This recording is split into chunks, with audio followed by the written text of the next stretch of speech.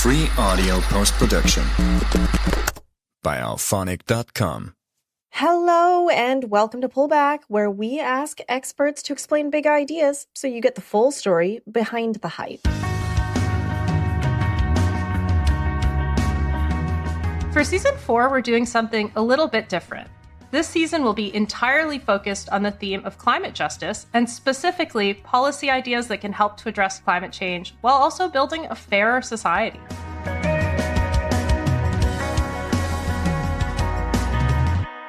The news these days is bleak, especially when it comes to climate change. Yeah, and it is true that things are genuinely very bad, and I think that's important to recognize. We have essentially reached 1.5 degrees of warming, and we are set to significantly overshoot even the 2-degree target, which we know is unsafe. France actually recently released a climate adaptation plan that is based on the assumption that we will reach 4 degrees of warming by the end of the century, which, just for context, is the catastrophic worst-case scenario that David Wallace Wells warned about in Uninhabitable Earth, so not great.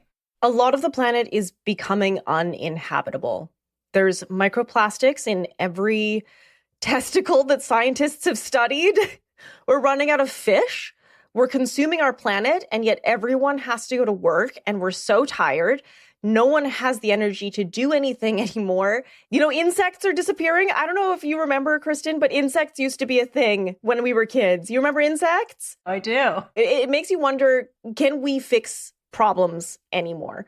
It feels like the climate movement just really isn't where it needs to be. There was so much momentum building back in 2019 during the global climate strikes and the Wet'suwet'en solidarity movement. But since the pandemic, the movement hasn't been able to bounce back. I think there's a feeling of despair that's really preventing action. Definitely. I think a big part of the problem, as you highlight, is that things feel pretty hopeless. I also think that part of the problem is about how insecure we all are. Astra Taylor made this point really well in her book on insecurity. Lots of people want to see progressive social change, but we're stuck in what she calls an insecurity treadmill, where we're too afraid of losing what little we have to challenge the status quo. And a big cause, actually, of both of those problems, despair and insecurity, is the fact that inequality has largely disappeared from mainstream politics since the 1990s.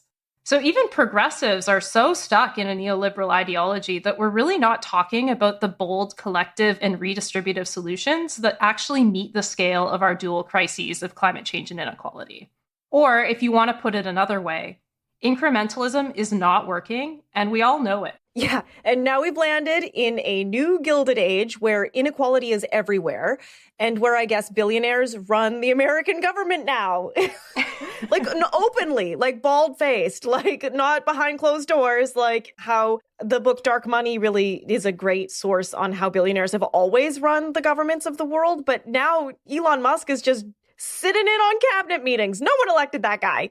The response from the left has been so milquetoast. What a great word. It's so good. I think I saw Garfield use it to describe John once, and I don't use it very often, but I think to talk about the political left that we're seeing, not just in Canada, not just in the United States, but just globally, they've ceded so much to the right that now they're dead center, if we're lucky.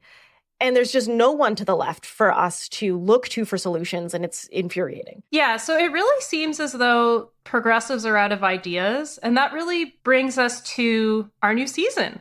At a time when we're being bombarded by the dual crises of inequality and climate change, climate justice really seems to have fallen off the political map, and we want to bring it back. So that's the idea behind this series. We want to show that there are lots of policies that can be implemented right now that will not only address the climate crisis, but also improve our lives. I'm doing like the Donald Trump hands when I say this. We need to work less. Imagine if you only had to do paid labor like 2 days a week. What would you do with your spare time? People are not idle creatures. You would look after your loved ones. You would garden. You would make meals more. Remember when the pandemic had us all shut stuff down and everyone was making sourdough? Or what about if we put money into expanding our public transit networks and eliminating fares so you could go anywhere you wanted without a car for free? And I'm talking small towns, baby. The people want trains. Solving climate change can address so many other social problems if we put the right policies in place. I'm really excited about this season. We talked to some really cool guests about ideas that deserve more attention, like degrowth and Justice 40, and how we can build an adaptive social safety net so that disasters don't cause poverty. Pre-existing vulnerabilities, be they economic, social, health, compound the damage then from climate change related disaster and make it much harder for those populations to bounce back, which of course further exacerbates inequities. If you are already living on the margins, having any kind of unexpected shock, a climate shock or others, is really detrimental. You have no ability to absorb that. And there are a lot of costs associated with living in displacement, especially if you are there for weeks at a time or even months following an extreme event. By providing people even just a bit of money at that time, it prevents them from having to engage in lots of really negative coping behaviors that just further entrenches them into poverty. A post-growth society, I think, is one not taking away our options, not denying the power of the green technologies that green growth likes to put at the center of its vision of the future, but adding to those possibilities, the possibilities of a simpler, more fulfilling life, and giving ourselves freedoms that actually don't exist in the consumer society. The freedom to spend time with our families, the freedom to enjoy nature around us, the freedom to value art and music and creativity. A shift towards an economy in which more of our activity was dedicated to those relational tasks rather than to material consumption would be a society that had less impact on the planet. My personal favorite is the conversation with Abi Kantanemi of Efficiency Canada about how green home retrofits can lift people out of energy poverty. Due to lack of access to adequate and affordable energy in your home, your pre-existing vulnerabilities or risks, depending on who you are, energy poverty makes everything worse. Addressing energy poverty is not just an issue of justice, but it's also at a very pragmatic level. The road to 2050 net zero will have to go through every single home. While we focus on kind of longer term projects like improving people's livelihoods, giving them more economic opportunities, improving their health and well-being in life. So those are kind of baseline, high level kind of climate and social policies. And so those need to happen simultaneously. What energy efficiency can do is to target specific households that need it the most and help alleviate their problems today. I really enjoyed the conversation with Franziska Mager of the Tax Justice Network about what it could look like to use tax justice for climate justice. These costs are then being borne by the rest of us. That's money that's lost, and it should be there, that governments should be able to spend on citizens, the minority at the expense of the majority. So in both spaces, tax and climate, those communities that are least responsible for the damage being done are suffering the worst of the consequences. So that's what we're trying to solve by bringing the two together. In relation to the climate crisis, wealth really, really matters, even more so than income, because as people get richer, their emissions increase by a lot. And unlike ordinary people, most of their emissions we now think come from their investments, which are a form of wealth, as opposed to their day-to-day consumption habits. This specific type of wealth tax could incentivize away from fossil fuel, while also reducing the extreme wealth inequality and also raising revenue. And of course, we had to end our climate justice series by talking with philosophy professor Kimberly Brownlee about civil disobedience. We've been wanting to do that episode for years. Civil disobedience can play an important stabilizing role. It can rectify democratic deficits. When someone's engaging in civil disobedience where the cause is clearly just, and climate activism, the cause is clearly just, those acts of civil disobedience alert the public. They alert politicians and other authorities that the law is being used by powerful people as an instrument of great injustice. Over the next 9 episodes, we'll dig deeper into policy ideas we can implement today to advance climate justice. But for this first episode, let's talk about how climate change is affecting people and what climate injustice is. Let's start by unpacking one of the most direct ways that climate change affects us, through our physical and mental health. Dr. Joan Casey, an environmental epidemiologist at the University of Washington, has spent her career studying health disparities resulting from exposure to environmental hazards like climate change. She explains the many ways that climate change is a threat to our health. We're going to see basically every facet of our lives affected by global climate change. We're continuing to see scientific studies coming out linking climate-driven factors, things like heat, wildfires, sea level rise, to a whole host of health outcomes, from mortality to birth outcomes to injuries. We're going to see average temperatures on the Earth's surface continue to rise. This means it's going to be hotter during the day, it's going to be hotter during the night. And that's really difficult for the human body because we usually use nighttime to rest and cool down. And when nights are hot, that can be really problematic for health. High temperatures can cause things like heat stroke. That's what most people think about. So actually the body overheating and that leading us to have serious health problems. But that's not the only problem that we see linked to heat. When it's hotter out, we see increased risk of cardiovascular disease mortality. We see that higher temperatures, not just through heat, but they also can increase air pollution, usually ozone levels on the ground, that can make people have bad respiratory outcomes. Heat also can lead to your heart actually just not working very well and increasing your blood pressure. It also means when it's really hot, our blood vessels dilate, more blood goes out to our arms and legs, and that leads to a drop in blood pressure where we have less blood flowing to our heart. And so that can cause things like heart attacks. So there's all these different processes going on that your body's trying to adapt to when it's really hot. But extreme heat isn't the only climate impact that affects our health. With climate change, we are seeing increases in a whole host of extreme weather events. So things like tropical cyclones, of which hurricanes are a more severe event. We're seeing in the western US increasingly wildfires, and now wildfire smoke affecting the entire US. We're also seeing more severe droughts and severe weather during the winter, like the Texas winter storm in 2021. Exposure to air pollution from wildfire smoke is a growing risk for physical health, and it can affect people living many kilometers from a wildfire area. It's now true that on poor air quality days in California, wildfire PM makes up over 70% of the particulate matter in the air. In terms of adverse health outcomes related to wildfire, we absolutely see immediate increases in emergency department visits for respiratory outcomes. So people with asthma, for example, seem to be affected and are showing up in the emergency department.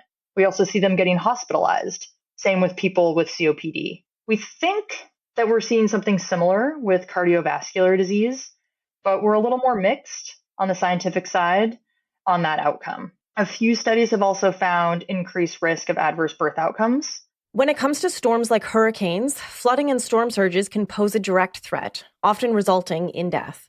Hurricane Katrina remains the deadliest hurricane in U.S. history, with over 500 direct deaths. But direct storm-caused deaths and injuries are only part of the story.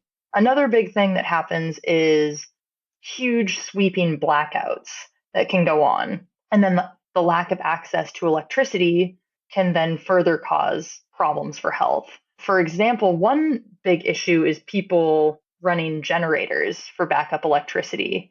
And we actually see a lot of people, unfortunately, running these generators incorrectly and getting carbon monoxide poisoning. There are also a huge host of indirect effects of climate change. The first one is food and water scarcity. Climate change can lead to droughts, that can lead to crop failure, that can lead to terrible health outcomes, or migration, or armed conflict. Similarly, with water scarcity, we see similar things.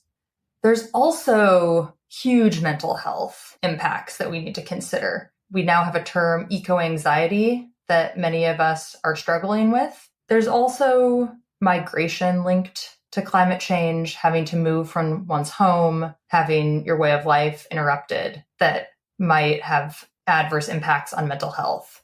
Or if you live through a disaster, for example, folks that lived through Hurricane Katrina have much higher rates of PTSD than people who did not. People who lived in wildfire affected areas often have PTSD. And so there are many ways through which climate change can affect mental health. Climate change also is going to affect infectious disease. It can change the geographic range of where vectors live. So where mosquitoes thrive, where ticks can live, where fleas live, where birds fly.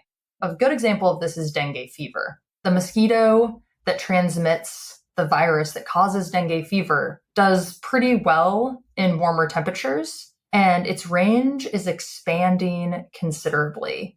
So just between 1993 and 2013, dengue cases increased by over 300% in North America, the Caribbean, and South America. And this is not really expected to slow down. So that's just one example of how kind of the pattern of disease may change with climate change. Here's a reality we don't talk about much. For most of us, climate change will primarily be felt financially, through its impacts on costs and affordability. To unpack the costs of climate change, we spoke with Sarah Miller of the Canadian Climate Institute. Sarah explained that one of the biggest costs of climate change is the need to repair or replace infrastructure that is damaged by fast and slow onset climate events. Roads, buildings, people's homes.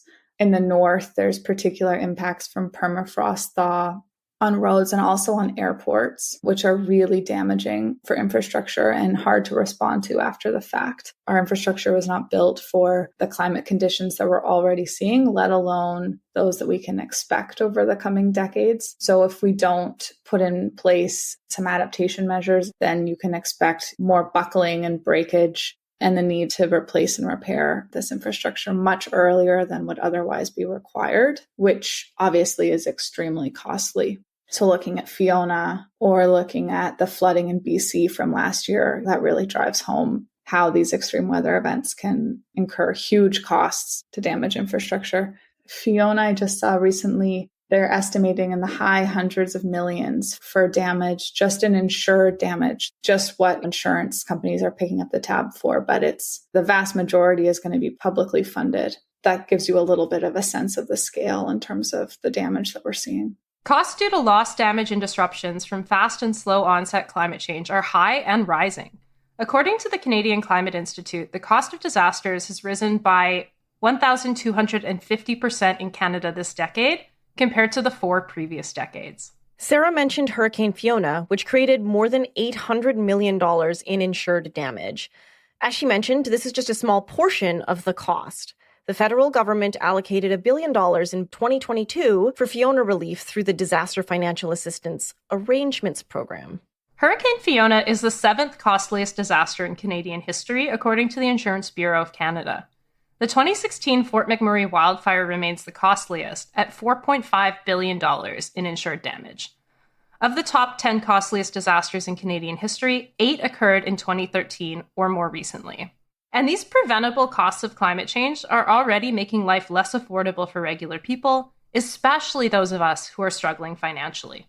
One of the most significant findings in this report is that households are really paying the price, and low-income households are disproportionately paying the price. So we found that all households, I believe the number off the top of my head is about $700 per capita in household income loss as soon as 2025. So it's in the very short term, we're already seeing major impacts on households. By the end of the century, in a high emissions scenario, we're looking at low-income households income losses of about 23%.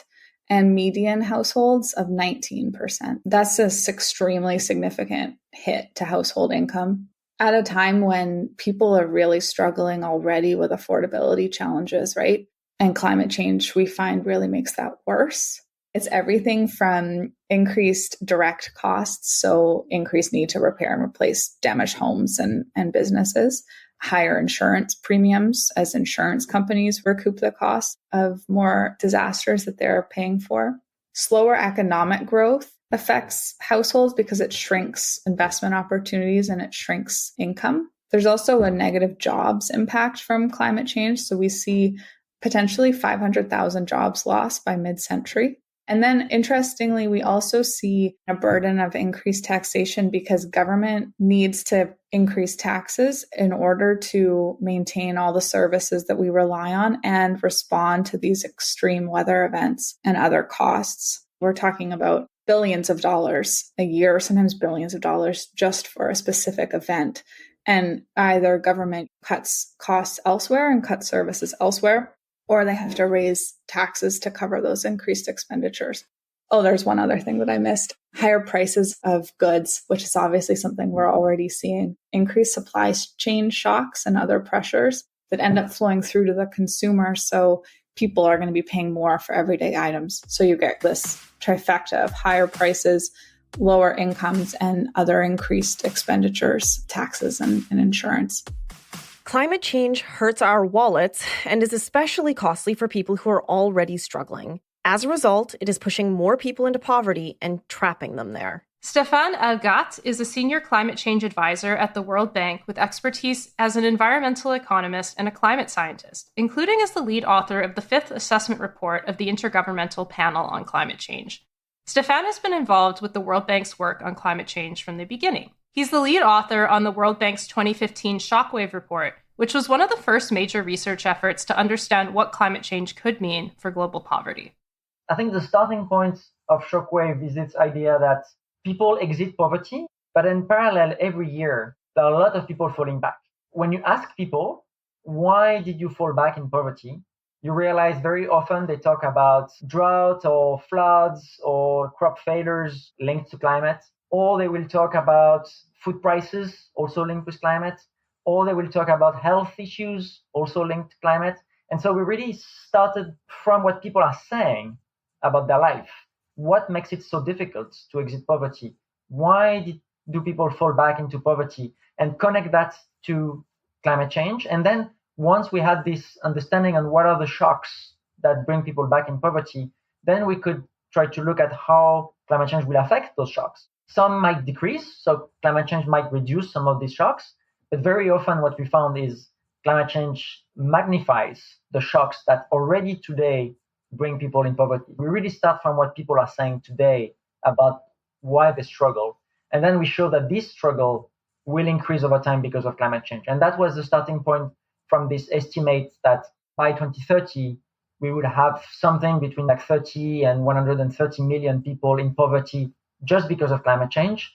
And of course, 2030 for climate impact, it's really the beginning. There are a few different channels linking climate change to greater poverty. The first is the impact on incomes through job losses as well as reduced productivity. When the temperature is becoming too high, labor productivity declines. There is being less efficient, but also maybe doing shorter hours or like having to shift hours because you cannot possibly do construction work at 2 p.m. in the afternoon. So again, a lot of complexities, but we can start to see how higher temperatures have an impact on incomes. Climate events also affect the broader economic system and can cause poverty when job opportunities dry up or if prices rise so that people's incomes can't keep up with the cost of living. Because climate change affects food production globally, overall, you have an increase in food prices. If you're living in a city and you're just buying food but you're not producing it, you're losing. And so it affects really hard poor people living in cities. If you're a farmer, depends. You'll have to pay more for your food, but at the same time, maybe you can sell your production more. And at the same time, you're producing less because climate change affects you. So the price changes, it's really like there is a global impact, but there is also a lot of redistribution with winners and losers. We're worried because it's a fact of the world that when something bad happens, people who are already poor, less resource to adapt, to cope, less ability to borrow, to buy a new tool or a new machine that you need. And so climate change is not only boosting poverty, which is bad enough, but also increasing inequality. That's something that we would expect to see quite a lot in the future. The loss, damage, disruptions, and displacement from natural disasters can also cause people to fall into poverty. Natural disasters is a difficult one to estimate because it's a shock, right? In an optimal situation, you're losing income, jobs, employment, so on for a few years. It's a lot of hardship for a few years, but you can go back. You can build back better and be even better off after the whole thing. Problem is, when people don't have the tools to respond. So very poor people, for instance, don't have a lot of resources after a disaster, have to find ways of managing. And very often what happens is that children get removed from school. And it's supposed to be temporarily removal. But in Mexico, for instance, we have numbers suggesting 30% of the time when a kid is removed from school, the kid will never come back. And so what was a shock for the kids taken out of school forever becomes a different life forever. So it's not a shock anymore. It becomes permanent. So we talk about negative coping mechanisms, which are all of the response that make sense when people are facing very challenging times. But if you look 10, 20, 30 years in the future, they are very bad choices. Children are victims of disasters more than any other part of the population, especially very young ones, because any reduction in food, education, or health between 0 and 5 years can have very big long-term consequences. There are less dramatic changes, but that can also create poverty traps, is when people are forced to sell their assets. They need to sell them to get some food. It's very well documented in rural places where people have livestock. If there is a drought and they face hunger, they have to sell their livestock, but everybody's trying to sell at the same time. So they sell for a very low price and they survive, but then they don't have the livestock anymore. And in cases like that, you have richer people who have the resources and could buy the livestock at very low price, who will end up benefiting from that. So again, it's something that really increases inequalities and keep people in very bad situation of poverty. What we really fear is to see more places, because they are affected too often, cannot really develop the way they could be developing. And that's where the costs can really become much higher. Now, more and more often, we're getting to situations that are beyond what those infrastructure have been designed to manage. We're at this moment where the number of years where bad things happen tend to increase non-linearly and very quickly, because we're getting out of what they were designed for. And so we're in this phase where a lot of places will have to retrofit. For instance, you have this nice building with these beautiful windows directed toward the south.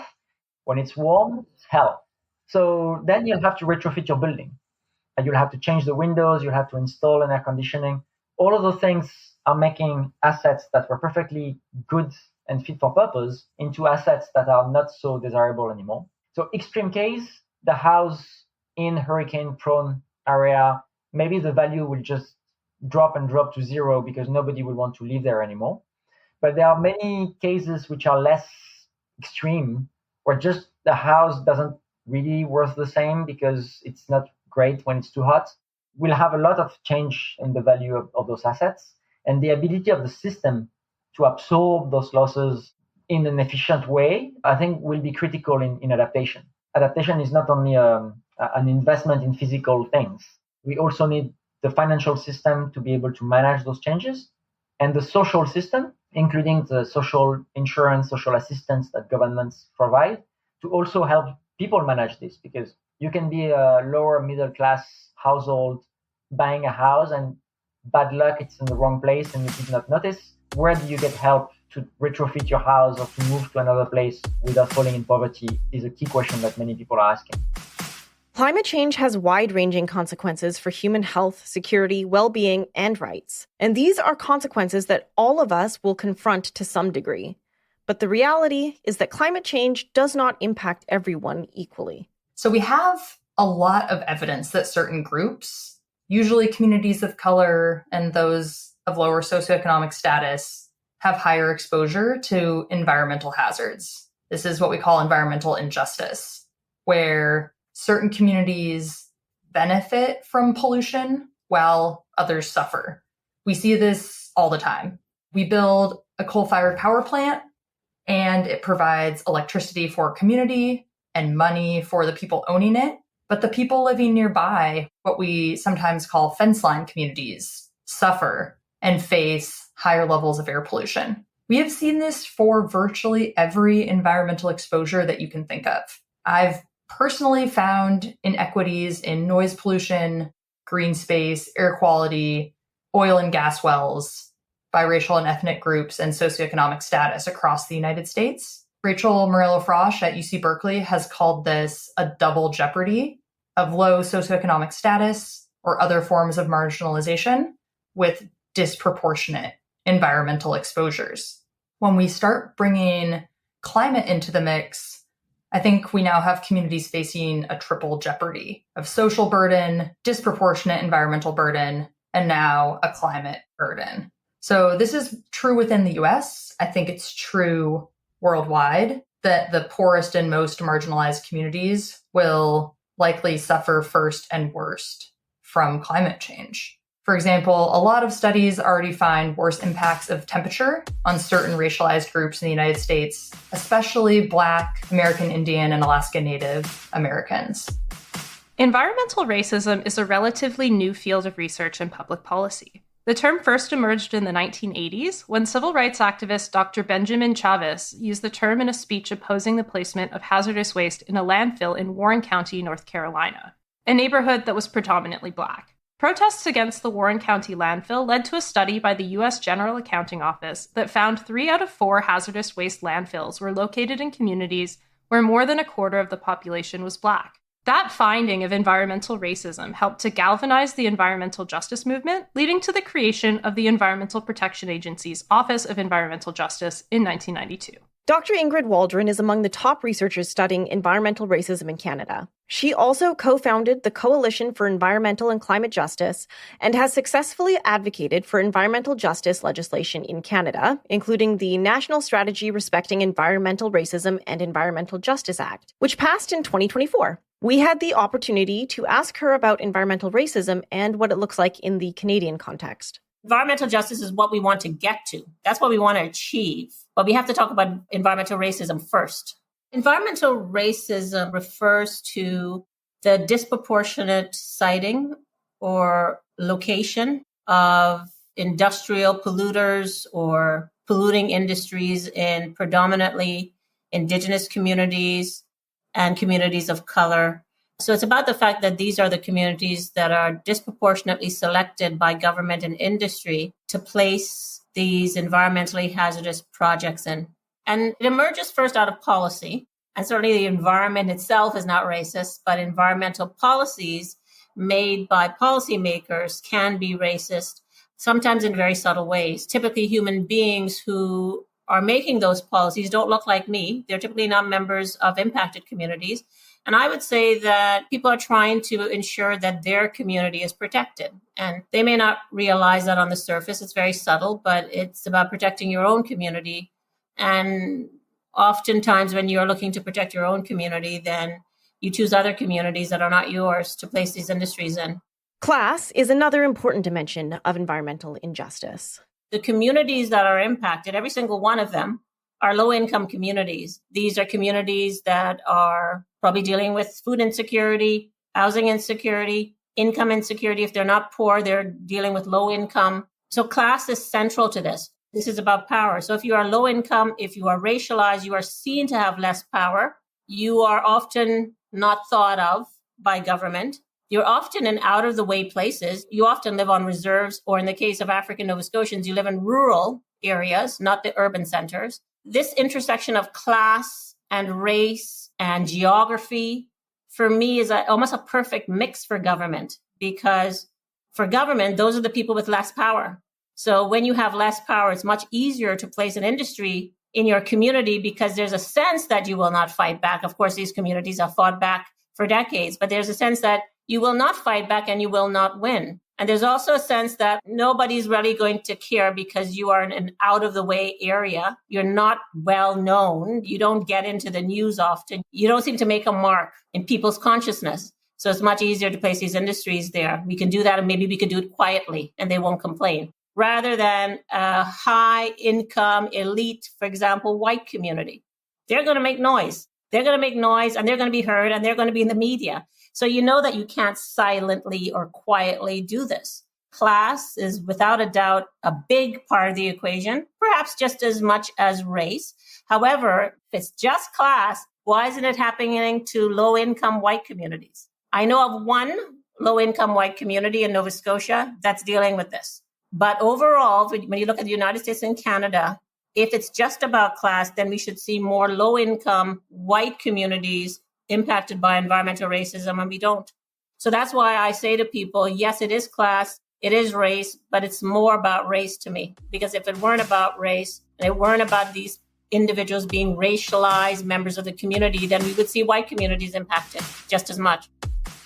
Dr. Casey's research has explored historical redlining as one example of racist policy that continues to result in environmental injustice. She explains what redlining is. This was part of maps drawn out by the Homeowners Loan Corporation that I'll call HOLC, that was created as part of the New Deal in the 1930s. The idea was that HOLC would help people stay in their homes, eliminate a housing shortage, make houses easier to buy. But HOLC had a problem. They didn't know who to give mortgages to because they did want to be paid back. And so to figure out who they should give these lower interest rate mortgages to, HOLC actually sent people out to communities in hundreds of cities across the United States and literally shaded in maps. When you hear the word redlining, somebody in the 1930s was shading communities across the US in red. And they were saying these communities in red should not receive mortgages. And that shading in 1930 reverberates to today. We see it in terms of environmental quality today, and we see it in terms of health outcomes today. The 4 colors that were used on these maps were red or redlined, yellow, meaning still pretty bad, not probably going to get a mortgage, and then blue and green. And blue and green communities were preferentially given these mortgages. And this remains a huge issue today because of intergenerational accumulation of wealth. We see a 10 or 20-fold difference in wealth among Black and white Americans, among white and Hispanic Americans. And that is strongly tied to health. Redlining was based on race from the beginning. So this turned out to be a racially discriminatory lending process. There have been several studies on how redlining might impact modern day environmental quality and health. So I can mention one that we did looking at green space across urban communities in the United States. There are all these old maps that were sitting around in the National Library, and folks at the University of Richmond did a lot of work to digitize and georeference these maps. So I have to mention them and thank them for providing them. What our team did was use satellite imagery to look at how green communities were in 2010 in the United States. And then we went back and we figured out what color communities were shaded. And we compared those that were red to those that were yellow. So not a huge difference, presumably. These were grade C and grade D, being redlined was grade D. We wanted to do that because grade C or yellow communities, they could have been redlined. And so when we compared communities that were historically redlined to those that were yellow lined, we saw redlined communities were less green today. And we saw this across all the comparisons. Those that were yellow lined were less green than those that were blue. Those that were blue were less green than those that were green. It kind of was this gradient, as we might have expected, across US urban areas. And this is important because green space is a health protective resource that communities have. It provides places for people to exercise, to interact with one another. It displaces industrial processes that might lead to air pollution. It can keep communities cooler when it's hot outside. They're important places to have. And so the fact that it looks like policy decisions in 1930s led to less green space almost 100 years later, it really makes you think about the policy decisions we're making today and what we want the United States to look like a couple of generations down the road. Redlining offers an example of how historical inequalities continue to affect the environmental risks that people face in the present. Some communities are more exposed to climate risks than others based on being members of a marginalized or excluded group, or because of the neighborhoods they live in. For example, the Canadian Broadcasting Corporation has found that urban heat islands, basically portions of cities that get and stay very hot because buildings are closely packed together and trap heat, are mostly prevalent in low-income neighborhoods and neighborhoods with more immigrants. Low-income neighborhoods and those with more visible minorities are also at greater risk of pluvial flooding, meaning flooding that is caused by rainfall. But it isn't just that some groups are more exposed to climate hazards. Even when faced with the same climate hazard, some may experience worse outcomes than others, either because they're more sensitive to the hazard or because they have reduced adaptive capacity. Sensitivity to climate hazards is about the physiological predisposition to experience a bad outcome. For example, seniors and people with certain chronic health conditions are more likely to die or be hospitalized due to extreme heat. Adaptive capacity, on the other hand, is about how well we can prepare for, cope with, and recover from a shock or stress. People experiencing higher levels of unmet needs or who are marginalized and excluded may have reduced capacity to recover from a climate shock because they have less access to the resources to absorb that shock and to safeguard against its effects. It's very interesting that the very same people who are most impacted by environmental racism are the people who are impacted by climate change. Why is that? I always talk about that these are communities that lack the resources to protect themselves from these two issues. Because of colonialism, because of poverty, because of lack of access to resources, because of lack of access to networks, because of lack of preparedness, communities of color and Indigenous communities are less prepared to deal with climate change before it hits and after it hits. And that has to do with low income. That has to do with poverty. That has to do, once again, with geography and where they live. That has to do with the lack of connections they have in government. It has to do with the lack of connections they have with networks of experts.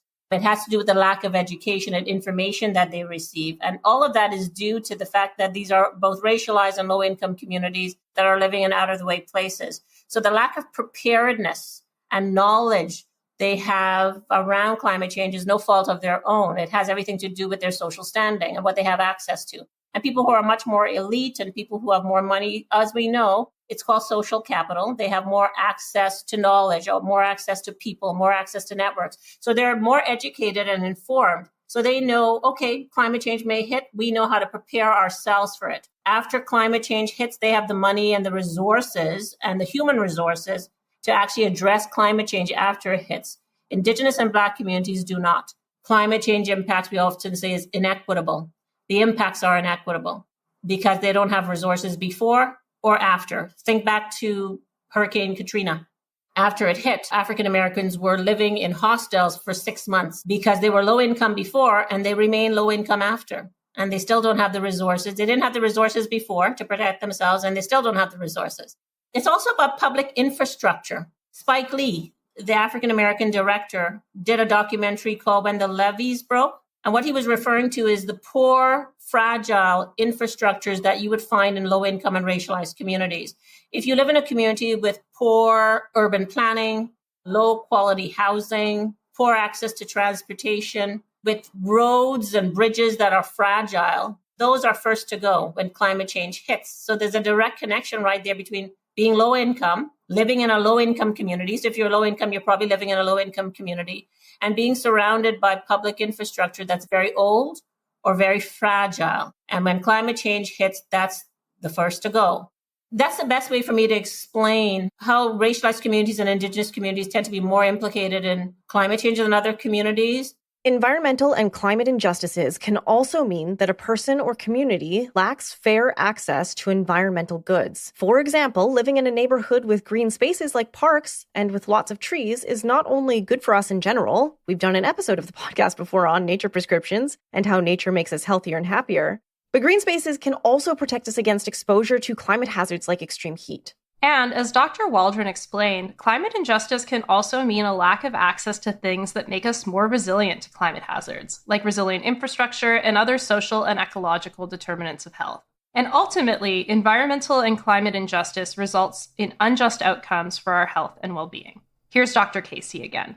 Let's say we're talking about heat. One thing that matters a lot is if you have air conditioning and if you can afford to actually use the air conditioning. For example, in Atlanta, most people have an air conditioning unit or central AC, but there's still big disparities in who can actually afford to run their air conditioning.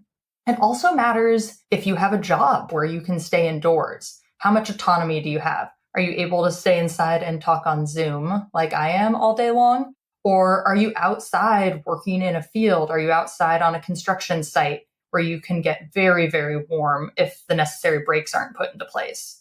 It also matters a lot what your underlying health status is. And there are many drivers of that differ by socioeconomic status, for example. There are things that are linked to privilege, like high quality education, food, clean water, time and money to exercise, all of these things that can shape who is most vulnerable to temperature extremes.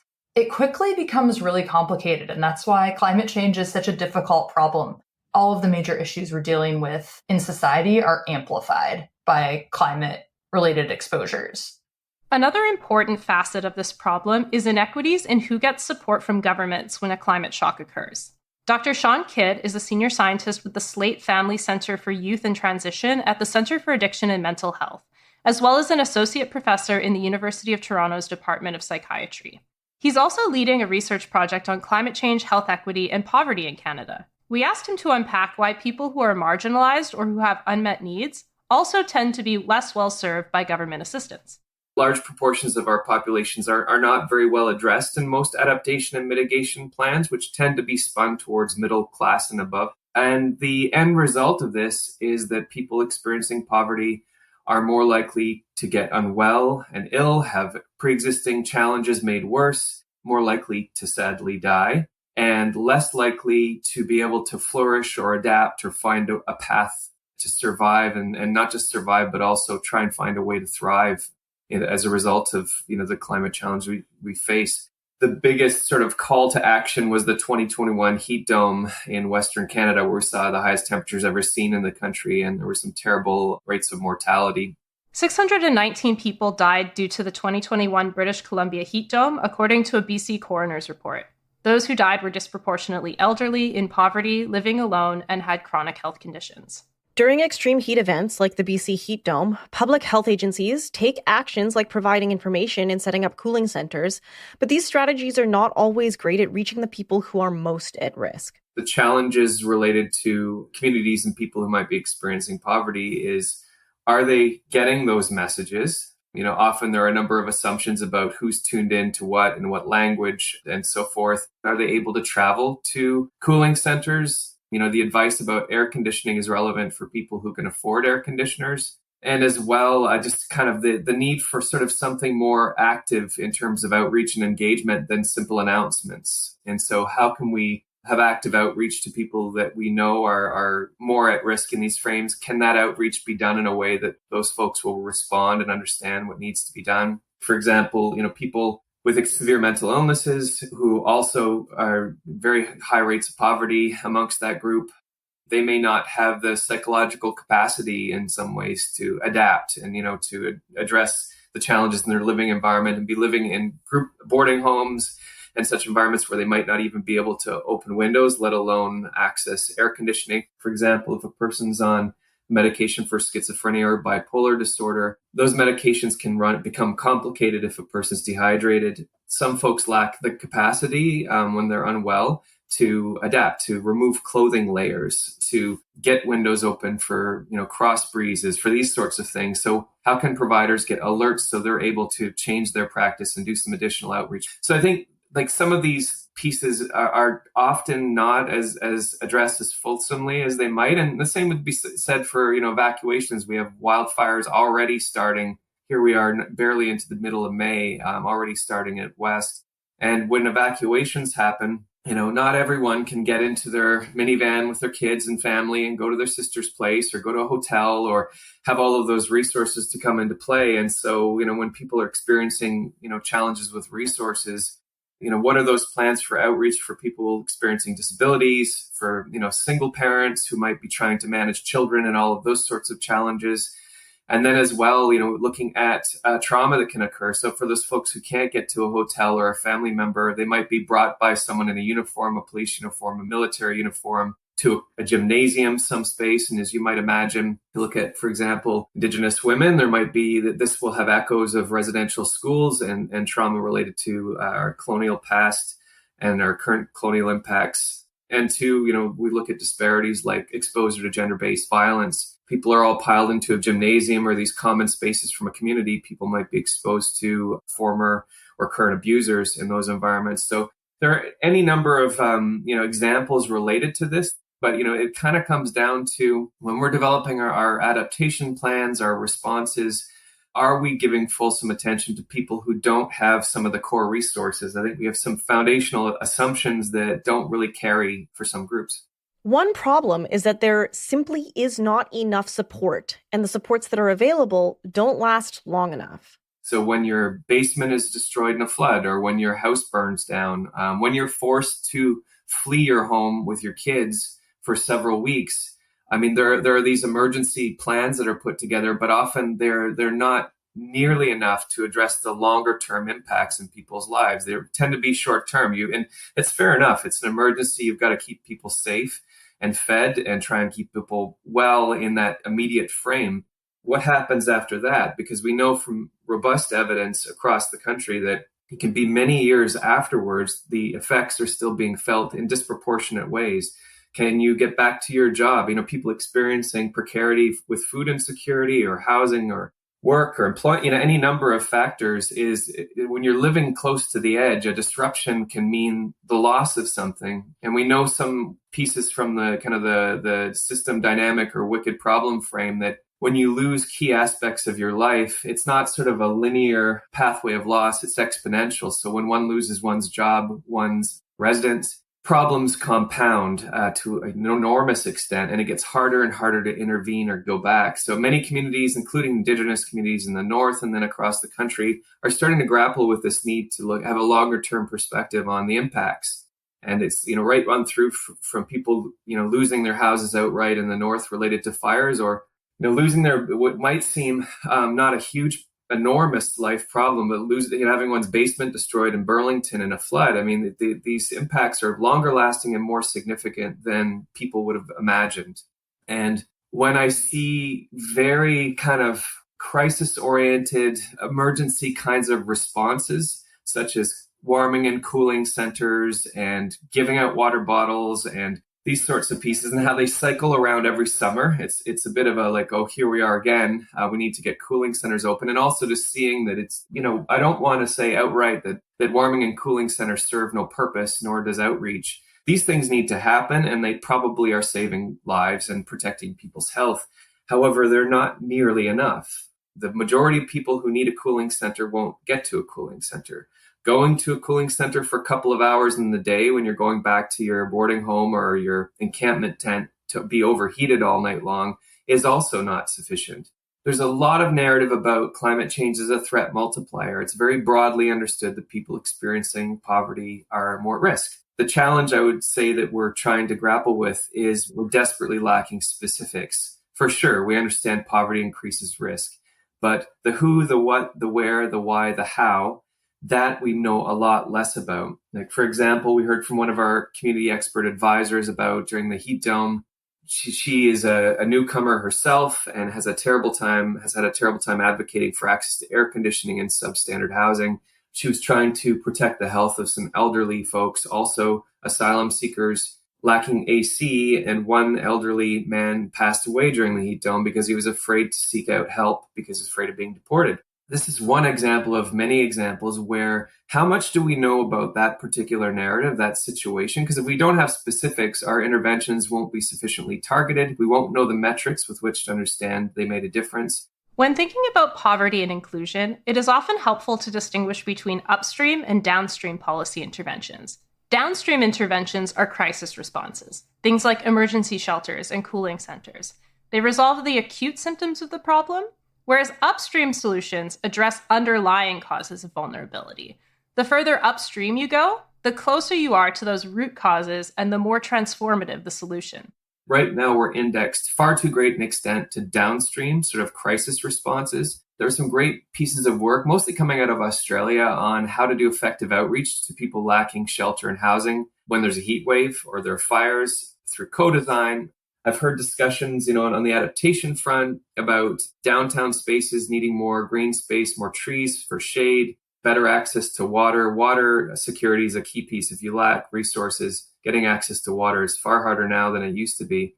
However, the challenge there is we can get into this sort of narrative about, are we planting more trees to provide more shade to people experiencing homelessness? Is that really what we want to be doing? Or should we be eliminating homelessness, which we're very capable of doing in Canada? wouldn't it be great if we eliminated a large part of the exposure problem by having robust supported housing and accessible and affordable housing?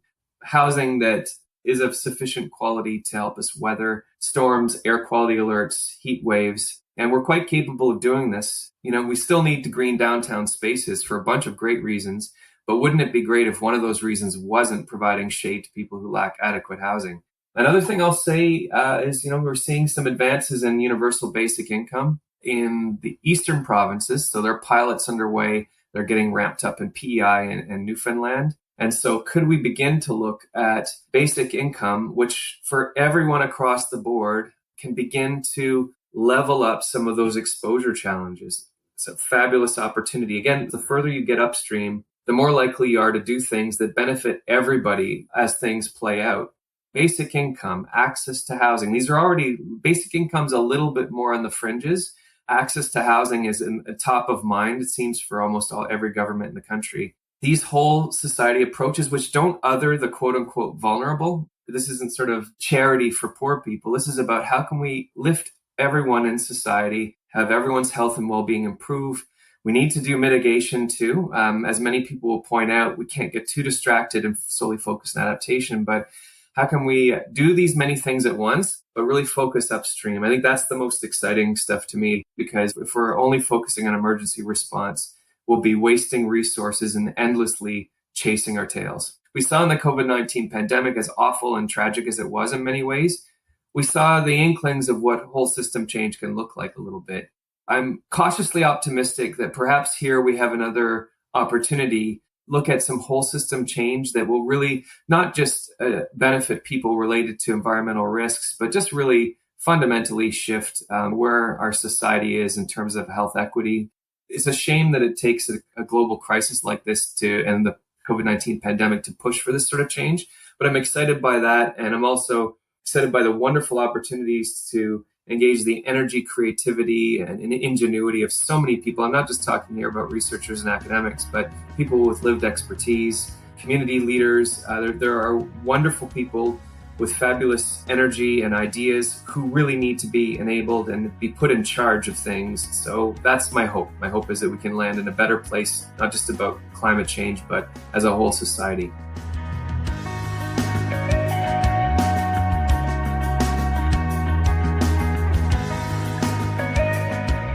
So, Kyla, do you feel ready to tackle climate injustice? All by myself, you know it. Listen, it's such an overwhelming subject for so many people, and I feel like the people who care the most are often already so overburdened. And I think it's really important to take a moment to just remind people that, oh man, I'm gonna cry. It's a lot. But I think one of the more important things that people say repeatedly, not just in this season, but in many of our other seasons, almost every episode we've ever done, actually, is you are not alone. And it's really important to find people who can validate your experience and who can lift you up when you're feeling low. It's important also to remember that it's okay to sit down, it's okay to breathe. In fact, we can't solve all of these problems overnight. I mean, we could, actually. If you elected me or Kristen to president of the world, no sweat. But it's important to, I think, remember that we have to take care of ourselves as individuals because everyone's feeling so sick and burned out and tired. And it gets lost in the conversation a lot of the time. But you got to breathe. Everyone just take a big breath, go outside, look at some bees, and then come back and listen to the rest of our season because we've got some really good suggestions for how we can move forward when things are feeling overwhelming. Yeah, and the good news is we wanted to do an episode where we sort of situated the problem of climate change and climate injustice, but we didn't want our whole season to be about that. So this episode's been a bit intense because we smushed all the problems together into 1 hour or whatever length this ends up being. But the rest of the episodes are going to be a lot more optimistic, and they're going to be focused on solutions that can actually improve our lives and that are, I think, really optimistic and in some cases gaining traction already. So You know, we promise we're not going to depress you the whole rest of the season. I probably won't cry at the end of the other episodes, although maybe. I guess I can't make promises. It's a lot. And it's very easy to feel overwhelmed when you're a person who cares. But we have solutions. Yeah, we have solutions. And also, I think a lot of the guests on this season talk about entry points, like simple actions that you can take to help move towards the solutions that they want to see. So what I would recommend if you're feeling overwhelmed, listen to the next episodes as they come up. Give us a 5-star review. And never forget that. Never forget to give us a 5-star review. And also take on those calls to action that our guests put forward, because they're really good ones. There is no later. It's only now.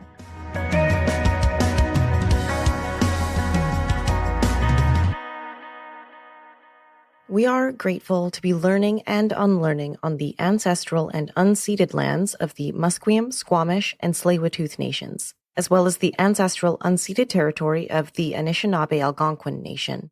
We encourage listeners to visit native-land.ca to learn more about the history of their own territory and to read the Truth and Reconciliation Commission's 94 calls to action. Free audio post-production by alphonic.com.